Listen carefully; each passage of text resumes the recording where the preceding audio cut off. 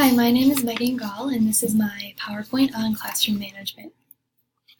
So my 4 key beliefs are having a routine and consistency, having a positive classroom environment, recognizing outside problems, and having communication with the students' parents.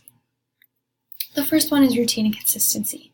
I believe that routine is very important for young students because a lot of them like to know what's going to be happening throughout their day, and having that routine in place will really help them to understand what is going to be happening throughout their day. And some students like that routine to be written out on the board, and they can have like what classes they're going to be going to at what time, and that can be really helpful for them to plan ahead if they need to.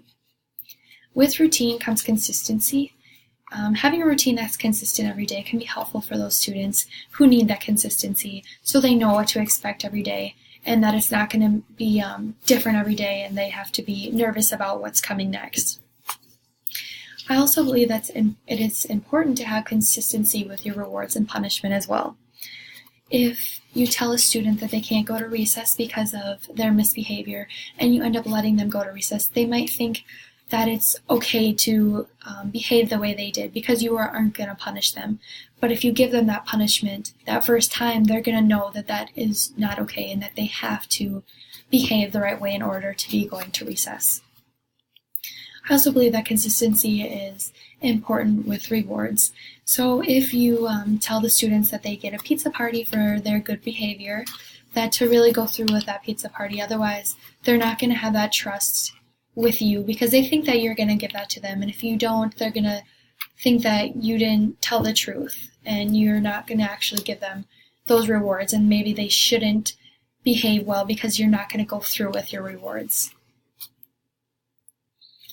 I also believe that positive environment is also important because I think it's good for the students to feel safe when they come to the classroom or feel excited to come to class every day and excited to share in front of their peers instead of nervous about maybe being made fun of. And instead, knowing that their peers are going to encourage them and be helpful. It also builds relationships and social skills. And the student or the teacher can really implement this by saying good morning every day when they walk into class or saying goodbye before they get on the bus. Also having greetings in the morning so all the students can talk to each other and really build the friendships throughout the class and continue to build their social skills. Also with a positive environment, having everyone included. If there are disabilities throughout the classroom, making sure that they're accommodated and making sure that they feel safe and comfortable in the classroom. Also taking all the cultures and religions into consideration when you are making lesson plans and activities for the class. I think it's also important to recognize outside problems. Sometimes students misbehave because of an underlying problem that could be happening at home, such as not getting enough sleep at night or not having nutritious meals, or maybe mom and dad aren't home when they leave for school. They could also be getting bullied at recess or lunch or after school activities, and that's really bugging them, and that might cause them to act out in class. And really showing that you have empathy for that student is important to make sure that they know that they can come to you with these problems and that they can trust you and talk to you about it, and that you're listening to them and you're understanding what they're saying to you.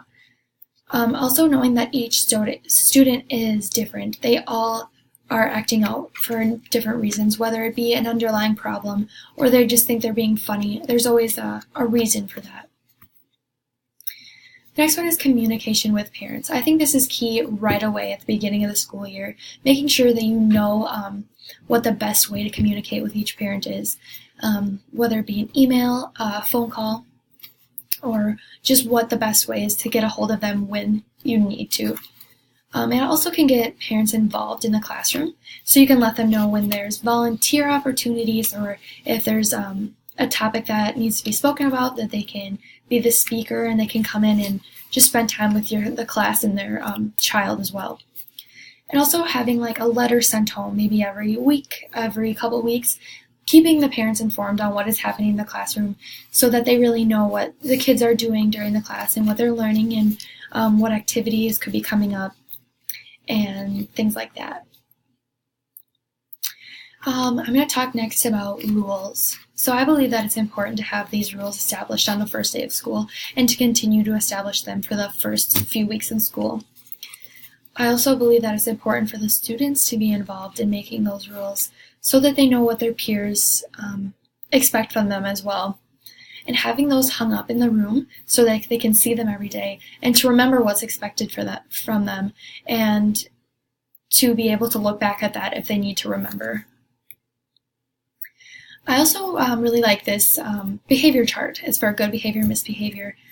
You can put paper clips, clothespins, or magnets on the ready to learn spot with their names on them. And if they help another student, or if they help the teacher, or if they clean up the classroom, they can be moved up. And if they get too outstanding, they can have a reward. But if there's misbehavior, you move down. And if you tell the student to move their name down, they really have to think about what they did and what that misbehavior was, and the reason why they had to move their name down. And the next one is teacher's choice. So maybe they lose recess time or free choice time, and they'll really realize that behavior is not okay, and they might lose that recess time again if they behave the same way. The next is parent contact. So you'll let the student know that their misbehavior is not okay, and they're going to have to let their parents know and let them know what's happening and what they did today at school. Rewards can also be good. Kids like to have those rewards for being good or doing good things during the day. Class Dojo is a program online that parents can also access as well. If they do a good deed or are helpful, they can get a +1 point. If they misbehave or things are not going the way you expect, then you can take points away, and their parents can see that and talk to them about it at home. A way for class reward is having a marble jar. Say 10 marbles fill your jar. Once they get those 10 marbles, they can have like a pajama day or a pizza party. Maybe they can wear hats to school one day. Just so they have something to look forward to if their behavior is good. And this last one is direct language. To not use sarcasm with your students and to really say what you mean. Like if you want them to do something, make that clear and make that the expectations clear so they understand what you want and what is expected of them. It also builds a trust. So if you're telling them what you expect from them, it's building that trust. They trust you and they trust what you are saying to them. And that being direct with them, they'll understand that you mean it and that you want that to be done.